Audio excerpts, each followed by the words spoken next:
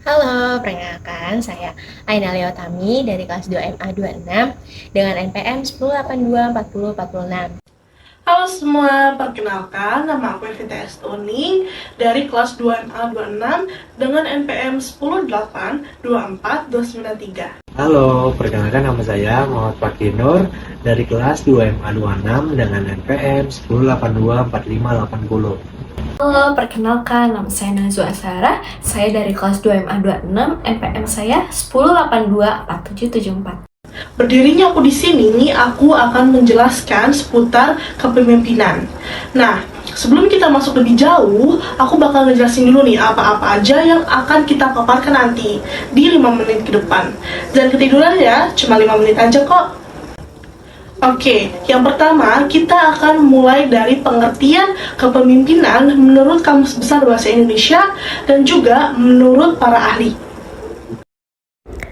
Menurut Kamus Besar Bahasa Indonesia atau KBBI, pengertian kepemimpinan adalah perihal pemimpin atau cara memimpin.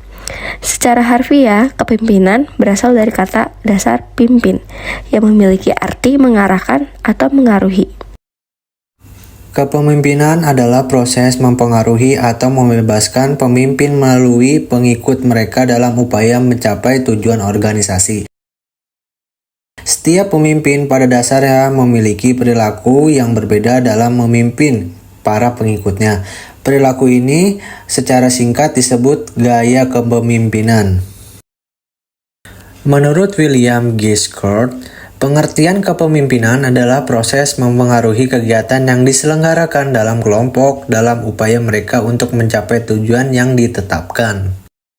Menurut Robbins 2003, kepemimpinan adalah kemampuan untuk memengaruhi suatu kelompok.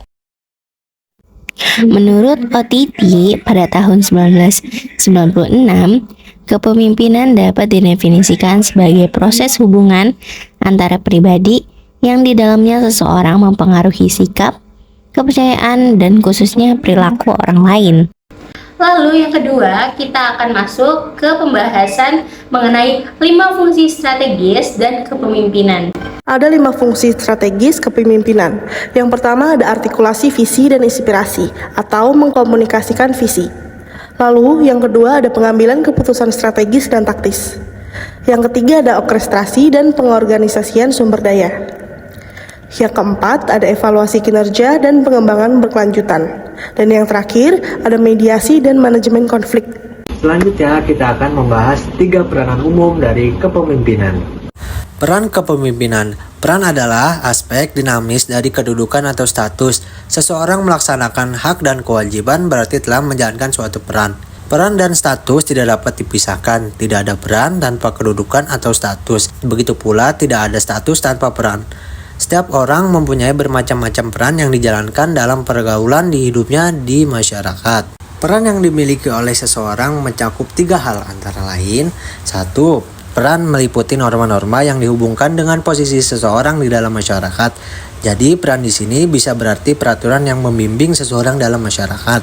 2. Peran adalah sesuatu yang dilakukan seseorang dalam masyarakat. Dan yang terakhir, peran juga merupakan perilaku seseorang yang penting bagi struktur sosial masyarakat. Dan yang terakhir, kita akan membahas 5 peranan penting kepemimpinan dalam membangun tim kepemimpinan yang sukses. Ada 5 peranan penting kepemimpinan dalam membangun tim kepemimpinan. Yang pertama, membangun visi dan misi. Kepemimpinan memegang peranan penting dalam membangun visi dan misi tim yang jelas dan terfokus. Dalam hal ini, seorang pemimpin harus memiliki visi yang jelas tentang tujuan dan arah tim. Selain itu, pemimpin juga harus mampu mengeksekusi visi tersebut dan memastikan bahwa tim bekerja menuju tujuan yang sama. Menentukan peran dan tanggung jawab. Seorang pemimpin harus mampu menentukan peran dan tanggung jawab setiap anggota tim.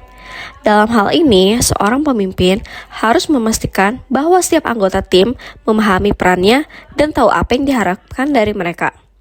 Selain itu, pemimpin juga harus memastikan bahwa tanggung jawab anggota tim saling melengkapi dan mendukung satu sama lain. Mendorong komunikasi yang terbuka. Kepemimpinan juga memegang peranan penting dalam mendorong komunikasi yang terbuka dan efektif di antara anggota tim. Seorang pemimpin harus memastikan bahwa setiap anggota tim merasa nyaman untuk berbicara dan membagikan pandangan mereka. Dalam hal ini, pemimpin juga harus mampu menyelesaikan masalah atau konflik yang mungkin terjadi di antara anggota tim. Mengembangkan keterampilan dan potensi anggota tim. Seorang pemimpin harus mampu mengembangkan keterampilan dan potensi anggota tim. Dalam hal ini, seorang pemimpin harus memastikan bahwa setiap anggota tim mendapatkan kesempatan untuk belajar dan juga berkembang dalam pekerjaannya. Selain itu, pemimpin juga harus mendorong anggota tim untuk mengambil tanggung jawab dan memimpin dalam bidang-bidang yang mereka kuasai. Dan yang terakhir, memberikan penghargaan dan umpan balik. Seorang pemimpin harus mampu memberikan penghargaan dan umpan balik yang membangun kepada anggota tim. Dalam hal ini, pemimpin harus memastikan bahwa setiap anggota tim merasa dihargai dan diakui atas kerja keras mereka. Selain itu, pemimpin juga harus memberikan umpan balik yang konstruktif dan membantu anggota tim untuk meningkatkan kinerja mereka.